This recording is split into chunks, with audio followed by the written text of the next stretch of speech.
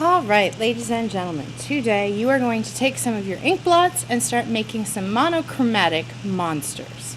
So, we're going to start here with this green one. Now the first thing you need to do once you pick your ink blot is kind of turn around, figure out which direction you kind of want it going in. Maybe I kind of like it this way, because I can see, so see if you can figure out like where you can see some legs or where you can see a head. I kind of see some legs down here. So then you're going to pick the Sharpie that is the same color as your ink blot. So this one was blue plus red equals green. So I'm using the green Sharpie.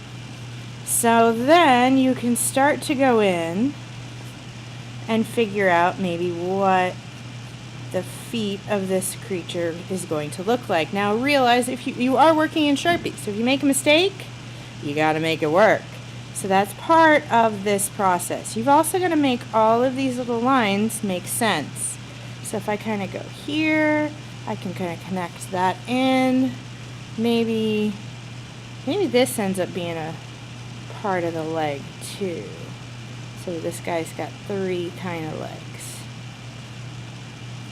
Alright, so then there are his legs. There's the bottom of his body.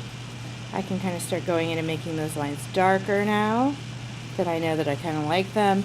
And then I got to do something up here with the head. I think this is the neck, but I think I want the head to be bigger. So I can kind of, maybe I want it kind of looking horsey. It's got that kind of tip. If you decide like I want it to look like a horse, go get a device, pull it up, look at it, what a horse's face looks like. Maybe kind of like that. And we draw kind of the eye shape. It doesn't, and now this doesn't have to look perfect, because remember, this is a monster. So if it looks kind of weird, that's okay. So then, once I've kind of got, maybe then I give him some kind of like rabbity ears.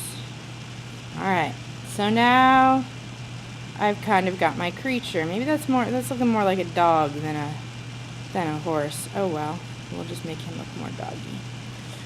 Alright, so now that you have all of this done, you've kind of got the body, you've got the legs, you want to have the creature from head to toe. Then what you need to do is fill in with details. Now, this is where you're going to use some of those textures that you practiced in the practicing texture box. So maybe I decide that I want this to, maybe instead of being an ear, it's kind of a wing. So I start to put some feathers on it. So I start with when I'm doing feathers, I start with the top row and then do the kind of overlapping one. Some textures you're going to want to start from the top and some you're going to want to start from the bottom. It's all going to depend on what you want it to look like. Now I'm making it come out of the shape that I originally drew, because it makes a little bit more sense that way. It's okay that I can still see those lines. I can always go back, and I'm probably going to go back, and get more detail in these feathers. The more detail I add in these feathers, or the kind of shading I add in these feathers, it kind of gets rid of those other lines. So I add a little bit of shading, so it also starts to get darker. Maybe I want his legs to be furry, so I start putting fur. Now this is the part that might take you a little while, because you're adding all these details to really start making this thing look real. Maybe I want these to kind of look, maybe I'm gonna play around with the shape of these and make this a little bit more like a horseshoe. So you can kind of see his horseshoeness. You can also take in some selected areas, you don't want to do this everywhere, where you can color it in nice and dark.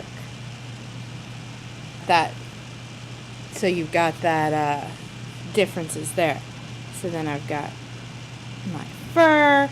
You need to have at least 2 textures, and let's say 80% of the inside space of your creature needs to be filled up with texture or color.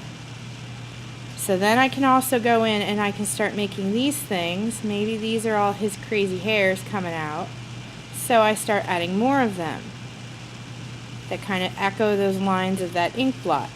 so that those ink blot lines start making sense. And I go in and I make sure his neck is a neck. So, now is your chance to start playing with your ink blot and start making it look like a creature.